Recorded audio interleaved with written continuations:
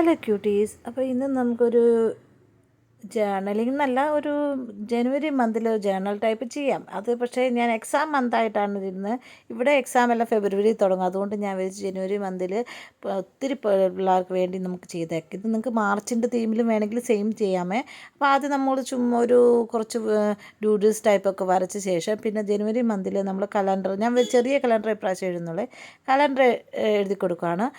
കാരണം നമുക്ക് നോക്കി മനസ്സിലാക്കാൻ വേണ്ടി. അപ്പം ഒരു ഇൻട്രോ പേജെന്നോ കവർ പേജെന്നോ വെച്ച് എഴുതാണ്. ചെറിയ തീമിൽ മാത്രം നമ്മൾ ഉണ്ടാക്കുന്നുള്ളൂ. നമുക്ക് എക്സാം റിലേറ്റഡ്. അപ്പം എല്ലാവർക്കും ഇഷ്ടംപോലെ പഠിക്കാനൊക്കെ ഉണ്ടായിരിക്കും, പല കാര്യങ്ങൾ റിവൈസ് ചെയ്യാനുണ്ടായിരിക്കും. ഈ ഒരു 1 മന്ത് നമ്മൾ ഫുള്ളായിട്ട് ഡെഡിക്കേറ്റ് ആയിട്ട് ചെയ്താൽ നമുക്ക് ഏകദേശമൊക്കെ. അപ്പോൾ ആദ്യം നമ്മൾ എഴുതുന്ന എക്സാമിൻ്റെ ടൈം ടേബിളും, കാരണം എക്സാമിൻ്റെ സിലബസുമാണ്, അതാണ് ഏറ്റവും ഇമ്പോർട്ടൻ്റ് എന്നുള്ളത്. അപ്പോൾ നമ്മുടെ എത്ര സബ്ജക്റ്റ് ഉണ്ടോ അത്രയത്തിൻ്റെ ടൈം ടേബിൾ എഴുതുക, അത്രയത്തിൻ്റെ സിലബസ് എഴുതുക. പിന്നെ നിങ്ങൾ ഇച്ചിരി ഒരു ഗുഡ് ഫീൽ ചെയ്യേണ്ട, പോസിറ്റീവായിട്ടുള്ള ഫീൽ ചെയ്യാൻ വേണ്ടി നമ്മൾ ചെറിയ കോട്ടും കൂടെ എഴുതി കൊടുക്കുന്നുണ്ട്.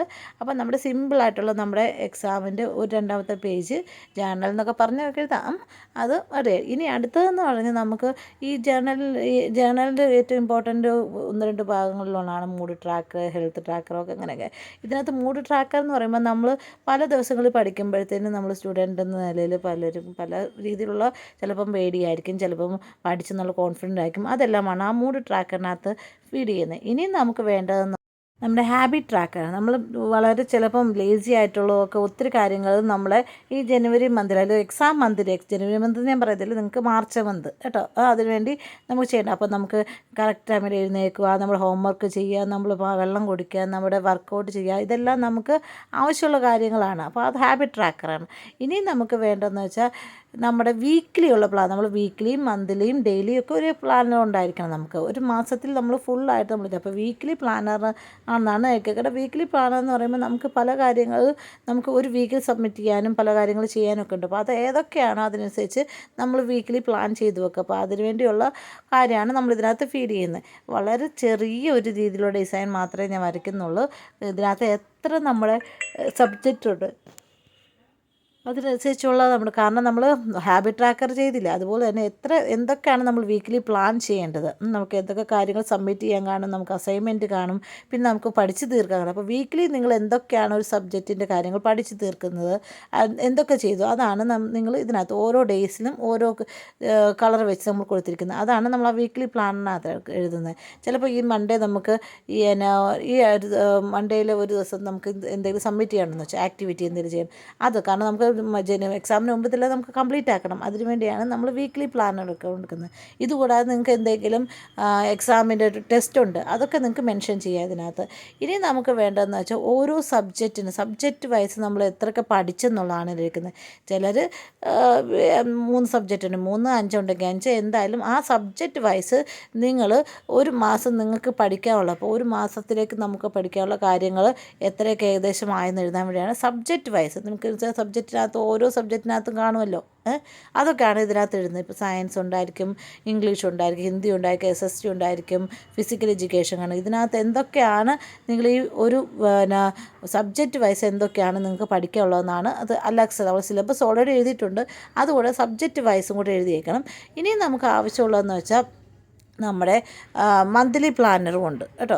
വീക്ക്ലിയും ഡെയിലിയും ഒക്കെ ഉള്ളതുപോലെ തന്നെ മന്ത്ലി പ്ലാനറും ഉണ്ട്.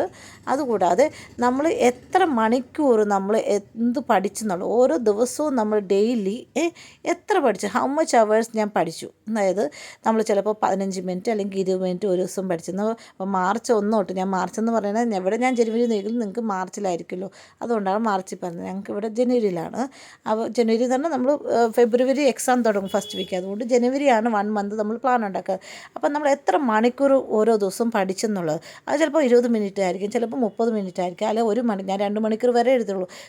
2 മണിക്കൂർ കൂടുതലൊന്നും ഒരാൾ ഒരു കുറച്ച് കണ്ടിന്യൂസ് നിങ്ങൾ ഇരിക്കുകയാണെങ്കിൽ 1 മണിക്കൂർ കൂടുതലൊന്നും ഇരിക്കരുത്, അതിൽ കൂടുതലൊന്നും നമ്മുടെ മൈൻഡ് കോൺസെൻട്രേറ്റ് ചെയ്യുക. അപ്പോൾ അതാണ് അതിനകത്ത് എഴുതുന്നത്.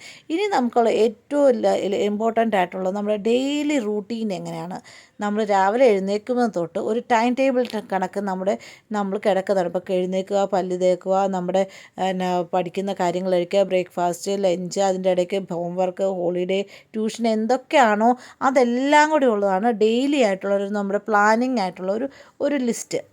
അത് പലർക്കും പലതായിരിക്കും, പലരും അതിനകത്ത്. അപ്പോൾ അത് മെൻഷൻ ചെയ്യുവാണെങ്കിൽ നിങ്ങൾക്ക് അത്ര മണിക്ക്, ഇപ്പോൾ ഞാൻ 6 മണിക്ക് ഞാൻ പ്ലാൻ ചെയ്തു എനിക്ക് എഴുന്നേൽക്കാം, അപ്പോൾ 6 മണിക്കിടും. അത് കഴിയുമ്പോൾ നമുക്കറിയാം 7 മണി വരെ നമുക്ക് വേറെ പല്ലിലേക്കും ബ്രഷ് ചെയ്യുകയൊക്കെ ചെയ്യണം, പല കൂടാതെ കഴിക്കണം ബ്രേക്ക്ഫാസ്റ്റ്, അതെല്ലാം നമുക്ക് പിന്നെ ഇത്ര മണിക്ക് ഞാൻ 10 മണിക്ക് പഠിക്കായിരുന്നു, അപ്പോൾ അവധി ദിവസമാണെങ്കിൽ, അല്ലെങ്കിൽ നമ്മൾ സ്കൂളിലായിരിക്കുമല്ലോ, 10 തൊട്ട് 11 വരെ ഞാൻ ഡെഡിക്കേറ്റ് ആയിട്ട് എഴുതി വെച്ചിട്ടുണ്ട്, 10 തൊട്ട് 11. അപ്പോൾ നമുക്കറിയാം 10 തൊട്ട് 11 മണി നമ്മൾ പഠിച്ചോളൂ.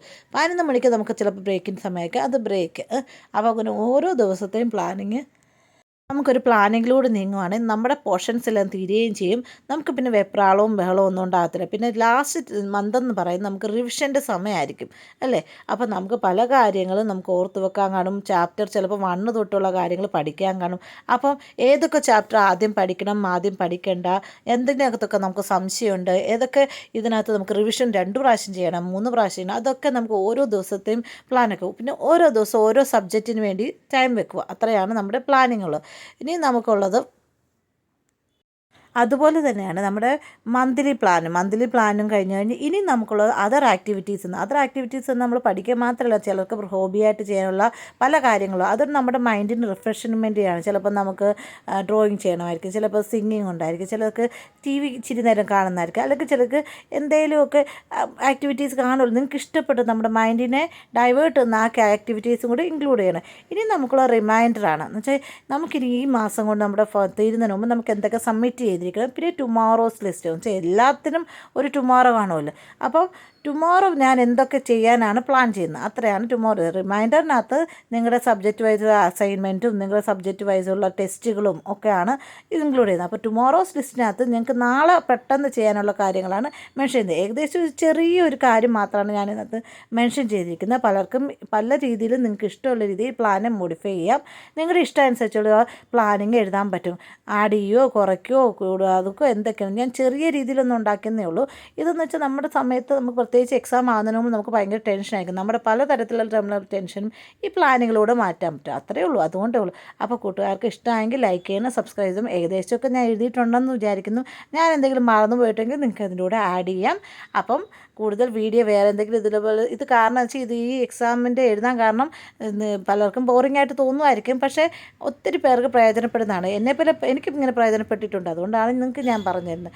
നമുക്ക് വെപ്രാളത്തില്ലാതെ നമുക്ക് നമ്മുടെ ഇച്ചിരി ഒരു റിലാക്സ് ആകേണ്ട മന്തും കൂടെയാണ് നമുക്ക് എക്സാമിന് മുമ്പ്. വെപ്രാളപ്പെട്ട് ഒരു മാസം കൊണ്ട് എല്ലാം കൂടി വലിച്ചു കഴിച്ച് നമുക്ക് പഠിക്കാം. അപ്പോൾ ഒരു പ്ലാനിങ് ഉണ്ടെങ്കിൽ ഇന്ന ദിവസം കൊണ്ട് നമുക്ക് ഇത്ര സബ്ജക്റ്റ് തീർക്കണം, അല്ലെങ്കിൽ ഇത്ര ചാപ്റ്റർ തീർക്കണം, അത് നമ്മൾ ഡിസൈഡ് ചെയ്യുകയാണെങ്കിൽ നമുക്കത് തീർന്നു പോകും. പിന്നെ നമുക്ക് പല അസൈൻമെൻറ്റും നിൽക്കുന്ന ലാസ്റ്റ് സബ്മിഷൻ്റെ ഡേറ്റൊക്കെ അന്നേരം പലപ്പോഴും ഉണ്ടായിരിക്കും. അതൊക്കെ നമ്മളൊന്ന് കറക്റ്റായിട്ട് ചെയ്യണമെന്ന് ഉദ്ദേശിച്ചുകൊണ്ട് മാത്രമാണ് ഇത് ഞാൻ ഉണ്ടാക്കിയിരിക്കുന്നത്. എന്തെങ്കിലും തെറ്റുണ്ടെങ്കിൽ ക്ഷമിക്കുക, എന്തെങ്കിലും കുറ്റമുണ്ടെങ്കിൽ ക്ഷമിക്കുക. അപ്പോൾ ഇഷ്ടമായെങ്കിൽ സബ്സ്ക്രൈബ് ചെയ്യണം, ഷെയർ ചെയ്യണം. ഇത് കുഞ്ഞു കുട്ടികൾക്കായാലും വലിയ കുട്ടികൾക്കായാലും എല്ലാവർക്കും പ്രയോജനപ്പെടുമെന്ന് വിചാരിച്ചുകൊണ്ട് നിർത്തുകയാണ്. അപ്പോൾ ബൈ.